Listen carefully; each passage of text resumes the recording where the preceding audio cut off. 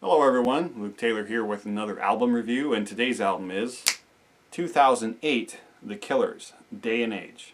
Now for those of you who don't know, The Killers are an alternative rock band from Las Vegas, Nevada, led by Brandon Flowers, and Day and Age is their third studio album. Now Sam's Town was very popular, had quite a big splash, quite a few big hits. The biggest probably being "Read My Mind." And when people knew that the Killers were going into the studio for another album, everyone was really excited. And the first single that came from that was "Human."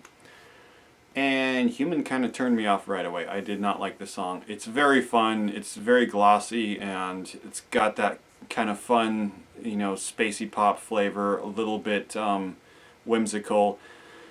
But again, to summarize it, Brandon Flowers' communication style is just a little odd sometimes.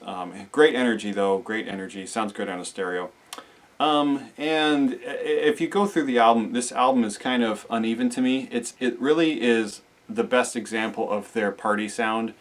It's got some really fun stuff, some tropical beats, sometimes some island rhythms, some funky grooves, and it has some of their classic like hard driven Killers kind of rock, where it's that that really good post British invasion kind of post a lot of subgenres here, post punk and post new wave and just whatever the Killers are doing. A lot of the keyboards, heavy bass, really pounding drums. It's got some good versions of that on there.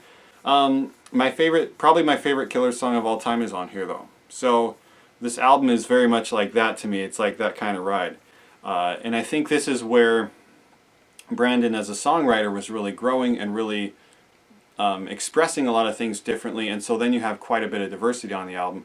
And for me, it doesn't stack up with the consistency of something like Sam's Town, which is just this incredible collection of related things all together that paints a great picture, almost like the way Flamingo does. If you read watch my Flamingo review, yeah, and that song that I really love is "This Is Your Life." It's just very emotional. It's the way that it kind of sneaks in and then it just builds up into this massive thing and then it kind of tapers off. I think the Killers do that really well. They kind of sneak in and then they kind of draw you in, and then Brandon starts to tell the story, and then it's led on by Ronnie Vannucci's percussion. Has some really cool snare stuff there, and just the strings are always doing the appropriate things. They're never flashy solos. The bass lines are always really chunky and groovy. And I just think like Dustland Fairy Tale, This Is Your Life, those kind of things, maybe even Neon Tiger a little bit, where Brandon's telling the story that I can really get and I can really connect to.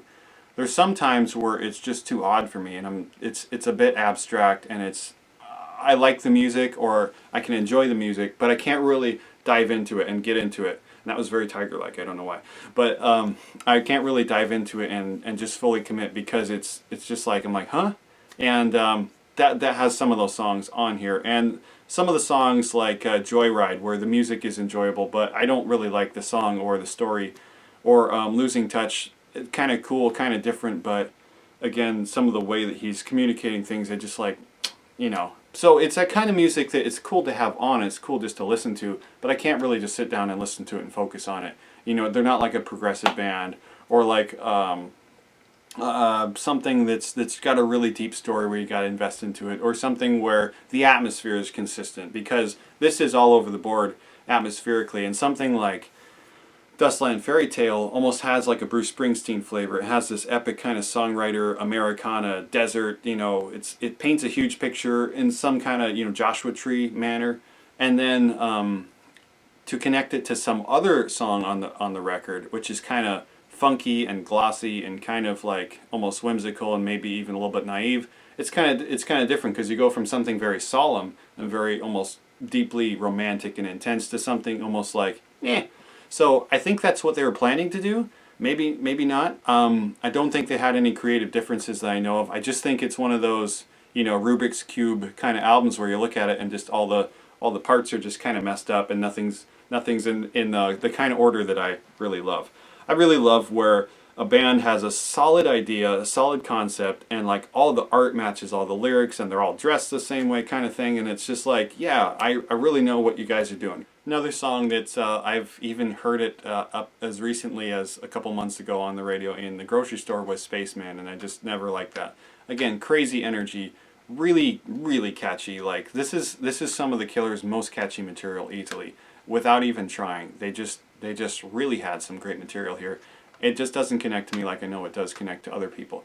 But again, I really respect the effort, and I really respect what they're doing here, and again, how it connects to other albums, because there was more albums after this, so this is kind of the middle child now.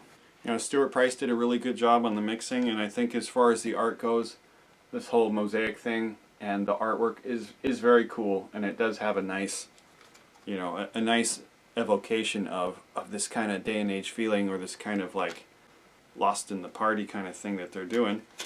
And this album does coincide with their Royal Albert Hall DVD. So if you have seen that concert, it's from this tour and from this era, and it features that version and that iteration of the Killers, as well as all their songs previously.